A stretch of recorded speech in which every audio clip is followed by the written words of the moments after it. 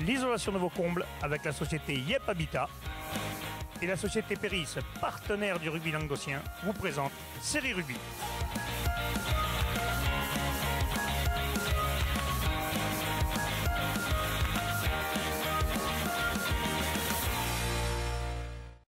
Bonjour mesdames, messieurs, bienvenue à Série Rugby, votre émission sur rugby amateur de la 4e série à la Fédérale 1. Avec mes chroniqueurs, salut Travolta Bastalica. Salut Alain.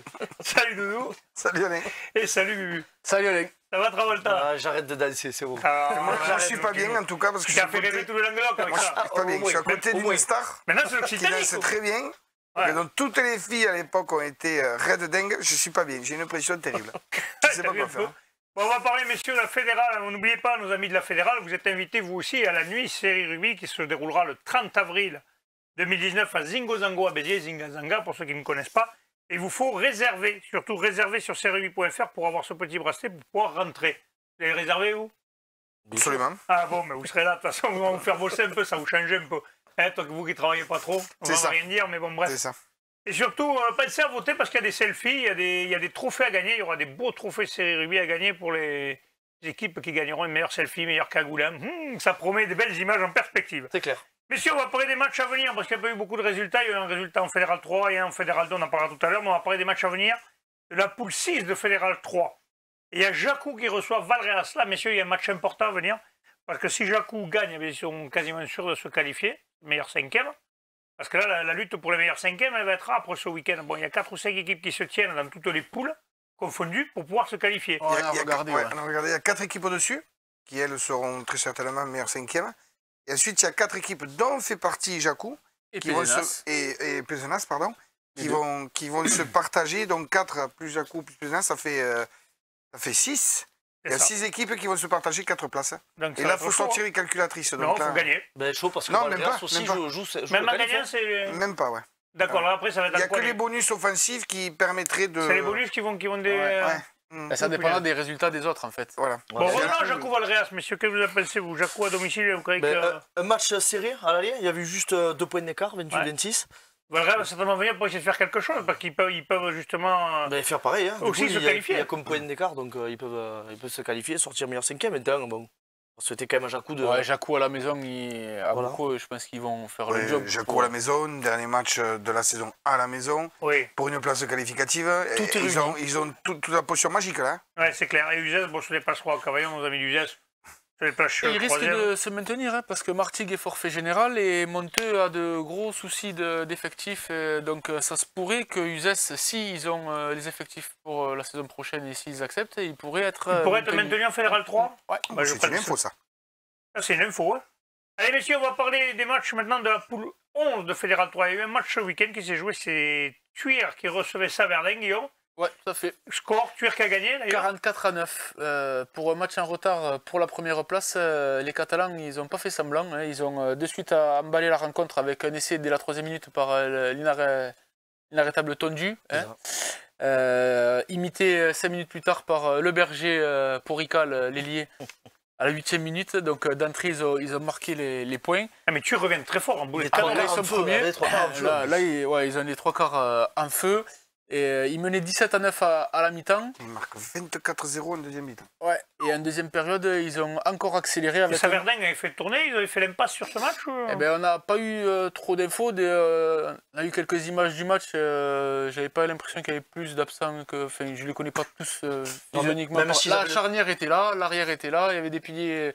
Ils jouaient à Pézenas la semaine avant, donc je pense pas qu'ils avaient spécialement fait l'impasse. Non, mais ils n'ont pas dû faire le voyage à vide. Hein, mais... Non, il y a certainement des joueurs qui ont été mis au repos. On va pas se. Faut pas... Oui, parce que le match retour, là, c'est ce week-end. Le match retour ce week-end, c'est Saverdin Thuir. Ouais, ça sera le live d'ailleurs, mesdames, messieurs. Tout à fait, parce que dans la tête des gars, quand même, quand tu sais que le week-end prochain, tu as encore une option de finir premier parce que tu reçois à la maison.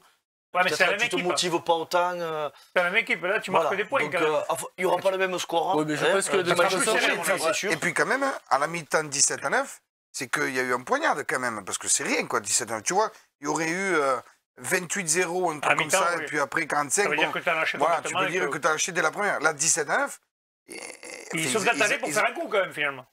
En tout cas, pour se tester, très certainement. Voilà. Faire un coup, je ne sais rien, mais en tout cas, se tester. À noter encore le 8 sur 8 au pied de Christoffel, l'arrière, le buteur, qui a tout enquillé. Hein. Très bien, j'allais le dire, mais un autre point aussi important sur le match, parce qu'on parle de leur qualité de jeu, de déplacement, la défense. Parce que sur ce match, ils ont encaissé 0 essai et je pense qu'ils ont eu une grosse défense aussi. Et on pourrait dire donc l'attaque. il va y avoir donc justement. On pourrait dire la défense et l'attaque, 5 ouais. essais. Donc 5 essais justement, arrivent. messieurs, dans les matchs à venir de ce week-end, puisqu'on va parler des matchs à venir, il y aura Saverdin-Tuire, ça sera le live que nous retransmettrons.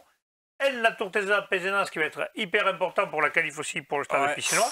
Rive d'Orbe, le Scar, bon là il n'y a plus de challenge, rien. Le Rive d'Orbe ferait bien à la maison, c'est notre victoire, pourquoi pas.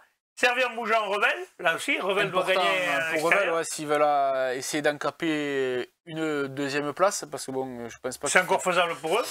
Quillan, Limoux, va être l'autre qui recevra Côte-Vermeille. Bon, ben là, ils sont sauvés, donc là, ça va être la fête du rugby, je pense, pour les Quillanais. En espérant que Côte-Vermeille puisse honorer le déplacement comme ils ont des soucis d'effectifs. J'espère qu'ils pourront y aller quand même. Peut-être s'ils avaient gagné le match avant, que Quillan avait perdu à Vendre-l'Espignan, peut-être je pense que connaissant, ça aurait été un match électrique à ce moment-là.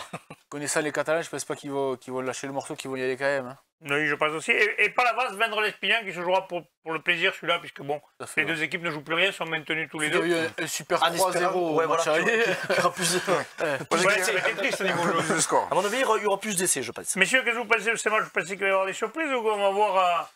Parce que le stade Pissinois et la Tourteza, quand même, aller gagner à la Tourteza, ça va être compliqué, je pense, pour nos amis. C'est obligatoire pour les Pissinois de faire un coup à Elne. Et obligatoire pour les... Illibériens. Voilà, la jeunesse illibérienne. Pardon, j'avais un trou pour les Illibériens.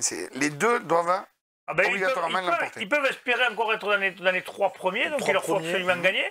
À savoir s'ils rejoignent avec 5 points Saverdun. Ouais, si Saverdun venait à perdre et fasse 0 points, ils peuvent même les rejoindre en seconde. Après, je ne sais pas au niveau du classement. Saverdun 0 points quand même à la maison. Ouais, je ne pense pas que Saverdun... C'est une probabilité, certes. C'est possible, si tu arrives vraiment si fort qu'on le dit, ou qu'on le croit. On va avoir la réponse ce week-end, messieurs, vous l'aurez en live. Ouais. C'est d'ailleurs à signaler que ce sera Michel Cazorla au commentaire avec notre envoyé spécial du Cerdagne Capcir, Jonathan notre ami du CRC, tout à fait, qui a fait le mag que vous verrez également jeudi avec Adrien Maury et qui sera au commentaire. Et il s'appelle Alexandre Chaubet, c'est ça? Jonathan, c'est pas loin. c'était pas loin. Ouais, Jonathan, Alexandre, c'est pas loin. C'est parce que comme il imite tous, je ne sais plus qui est qui, moi. C'est dans ce coin-là. Bon, messieurs, on va passer maintenant à la Fédérale 2. La Fédérale 2, il y avait un match en retard. C'était le 4 qui se déplaçait à la Valette et qui a perdu 29-26. Bonus défensif. Je pense qu'ils espéraient mieux de cette match, non, Fabien? Ah, ben oui, parce que là, ils pouvaient déjà presque s'assurer la qualif, parce que c'est un peu comme Tuire-Saverdun, parce qu'ils se rejouent le week-end prochain. Ils se sont mis une balle dans le pied un peu alors. Ah, mais plutôt une plus qu'un peu même.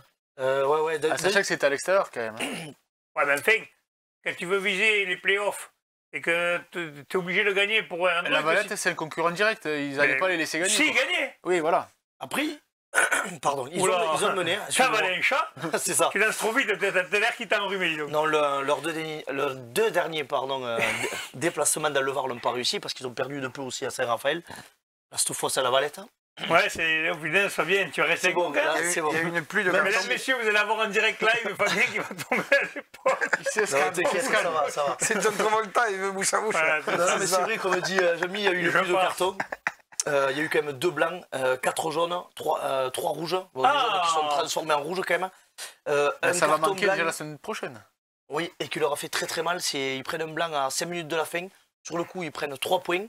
Donc les autres reviennent et c'est vraiment à la fin qu'ils prennent une cocotte et ils prennent cet essai fatal, je veux dire, et qui fait passer la Valette devant. Ouais, le 4 aurait pu faire un bon coup, mais à l'arrivée, passe à côté. Bon, justement, les matchs à venir de ce week-end. L'Aviron Grussanet recevra Saint-Raphaël-Fréjus, Berre recevra Salane Côte-Radieuse, Agde de l'Est catalane, Tricastem Prades Conflans-Canigou, Les Angles Château-Renard et le 4 La Valette, justement. Messieurs, mais il y a d'autres matchs importants parce que Prades, s'il venait à gagner à Tricastem, et si, je donne bien sûr des trucs possibles, si Calves Catalan jouait un coup à Agde, il y aurait du changement au niveau des qualifs là. Ouais, mais c'est que des si. Vous êtes dans la probabilité basse. Bien sûr. Voilà. Parce Calves Catalan, ils sont 10e de poule. Ils sont pas dans une dynamique. Ils ont quand même un petit manque d'effectifs. Voilà, je sais que le 4 c'est un petit peu renseigné pour savoir comment ils allaient se déplacer. Déjà, avantage à l'Aviron et Agde, Saint-Raphaël n'a rien à jouer à l'Aviron, donc ils ne vont pas aller envoyer des. Et l'Aviron, messieurs, il va se qualifier. À mon avis, ça ne devrait pas bouger. L'ordre de. Voilà. Pas que l'on va rester comme ça, que le cadre va passer à la trappe alors. Et ouais, malheureusement pour eux. Moi, je vois quand même Après, il y a le toujours 4. un espoir, mais bon. Moi, je vois quand même le 4 à la 5e place. Moi aussi, je pense. Parce que je pense que Prat a Tricastel n'aura plus de mal que le 4 à maintenant, Là aussi, il doit y avoir une histoire de meilleur 5e, donc on n'a pas vérifié sur la Fédérale 2, mais je pense qu'il doit y avoir une histoire de meilleur 5e. Ils peuvent espérer encore se qualifier en meilleur 5e, passer devant Prat quand même. Ah oui, ça c'est fort possible. Ils vont tout faire déjà pour gagner avec le BO, parce que si Agde ne venait que gagner avec une simple victoire à 4 points, il leur passerait devant peut-être au point de terrain. Donc tout se donc ils vont tout faire pour filer. Là aussi, il y a calculatrice quand même. Ouais.